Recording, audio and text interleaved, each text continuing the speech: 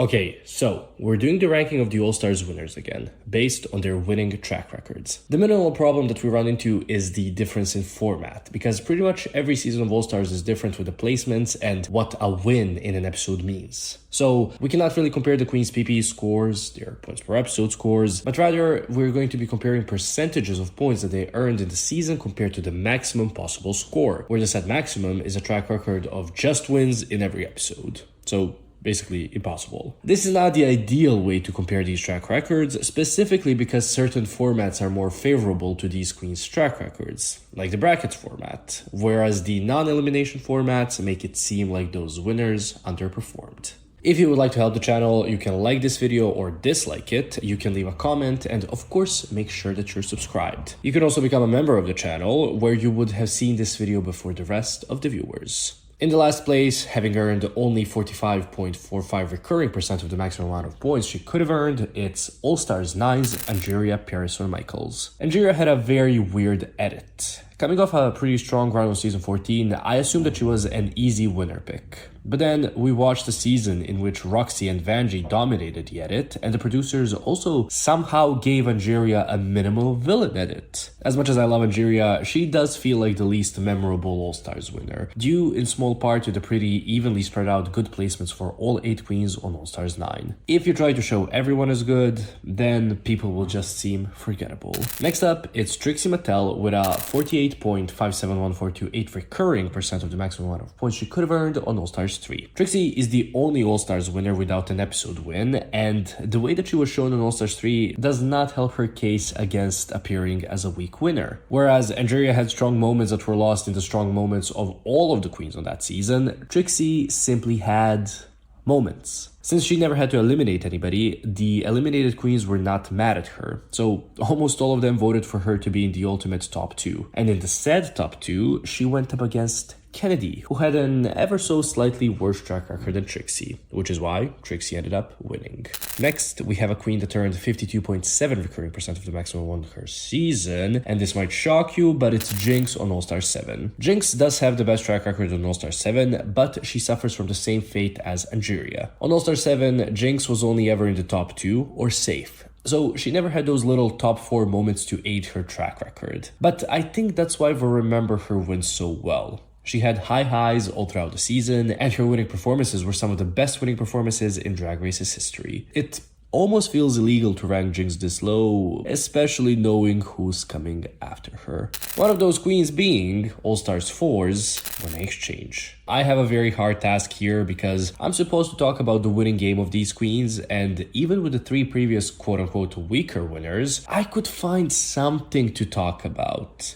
However, for Monet, why did she win? We know that they did not plan for a double crowning on All-Stars 4, though they did on All-Stars 3, and it would be ludicrous to have Monet win over Trinity solo, because Trinity dominated the season. So let's stop pretending that politics and public outrage does not affect Drag Race, especially since RuPaul's reputation is dependent on it. And I will just leave it on that. Following Monet, we have a queen who earned 54.285714 recurring percent of the maximum. It is All-Stars 5's winner, Coulee. Shea is one of those winners of All-Stars that had a season made for her to win it, because the fans consider her to be robbed on season 9. Of course, Shea was the obvious winner of season 9 before the introduction of the lip sync for the crown, for which she can thank VH1. We all knew that she was going to end up winning the All-Star season that she ends up on, and I don't have a problem with that, because more or less the same thing happened with Chad and Alaska. However, we run into the problem of Shea's performance on All-Stars 5 being, well, not good. She has competed on 3 different seasons of Drag Race, and she won the one where she was the worst at. She wasn't even the strongest competitor on All-Stars 5. And on top of that, her story was very one-dimensional and not nuanced like Jujubee's. Why Shea's win is tainted is also because All-Stars 5 was the first some-star season, having a very weak cast, with the casting choices being made in order to help Shea win. Next up, it's Kylie Sonique Love, who earned 60% of the maximum amount of points that she could have earned on All-Star 6. Kylie's score here would actually be higher had the season not done the stupid twist of everyone but the winner being up for elimination. We know why Kylie won. It was to rehabilitate RuPaul's public persona. However, and unlike Monet, Kylie did actually have a presence on All-Star 6. Not one that would warrant a win, especially compared to Raja and Ginger, but a presence and a solid track record nonetheless. She also was the only queen that voted correctly each week, she never got a vote cast against her, and she beat all of the lip-sync assassin she went up against. So there's that. Oh, what a lovely percentage for this next queen, 66.6 recurring percent. It's the other All-Stars 4 winner, Trinity the Tuck. Trinity is statistically the strongest competitor on All-Stars 4, and after Shea, Trinity was next in line for the crown of Season 9 before the finale, given that she had a strong track record, but also the best storyline of that season. Mind you, she is still the blueprint for how to do a face-turn storyline on Drag Race. Trinity came into All-Stars 4 ready to compete with the best, and she did get that opportunity. She was in the top 2 4 times, so for half of the season, and she also won 2 times, eliminating 2 queens out of the competition. Her only up for elimination placement came in episode 5 when everyone but the top 2 had to be up for elimination for the Lollapalooza twist. However, even then, Trinity was told by Ru that she was drag perfection essentially, so we can't even take that as a weak episode for her. Trinity probably would not have won the season had Naomi not eliminated Manila, but regardless of the fact, Trinity's run on All-Stars 4 was very good. Next up, it's Jimbo, who earned 78% of the maximum amount of points that she could have earned on All-Stars 8. So remember how I said that some seasons are made for some queens to win them? Yeah, well, All-Stars 8 and Jimbo. That season had a very weak cast, and realistically, only 2, maybe 3 queens seemed like possible winners. The season was made for Jimbo to win it, but she really did prove herself to be worthy of the crown. The storyline between her and Candy is also told very well, so I cannot really complain about her. I also cannot complain about Alaska, who earned 80% of the maximum she could have earned on All-Stars 2. Alaska's score is held by 2 mini-challenge wins, which is why she's below the queen that's coming later. And kind of like a lot of other All-Stars winners, Alaska won a season that was, again, kind of made for her to win. Unlike some of them, though, All-Stars 2's cast is one that will never be able to be replicated. The competition in this season was insanely strong, and even with that, Alaska was able to dominate them. She earned her crown. Not only did she beat the queens in the challenges, she was strategic and she used her fellow Season 5 queens in order to advance, stay in the competition, and win.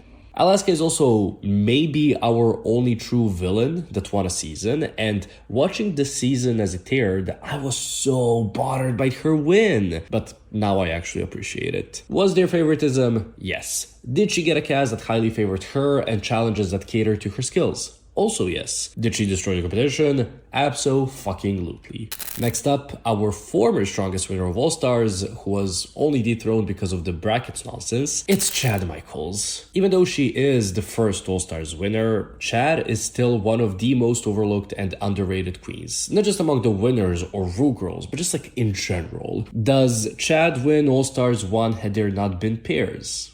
Yeah, I think so. I think that in that case, she probably would have never been up for elimination. But interestingly though, Chad had to lip sync for her life once on Season 4 and once on All-Stars 1. And both times it happened so that we could see that Chad has a weakness. Imagine being so well-rounded, legendary and professional that the show has to plan you being up for elimination so that you don't seem too good. Legendary behavior.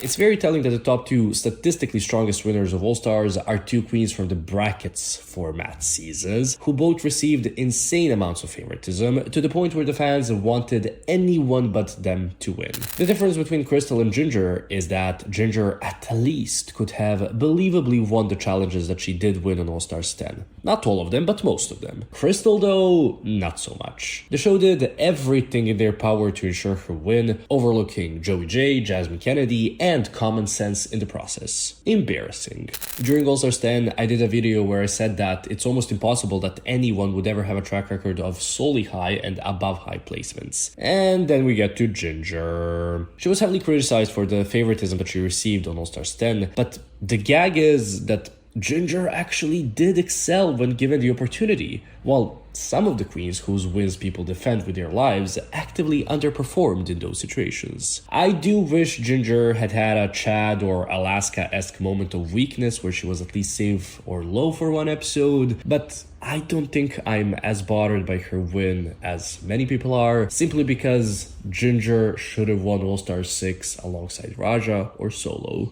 And that's it. That's the video. See you next year after All-Stars 12 with this exact same video, but just like one more person added. And thank you for watching.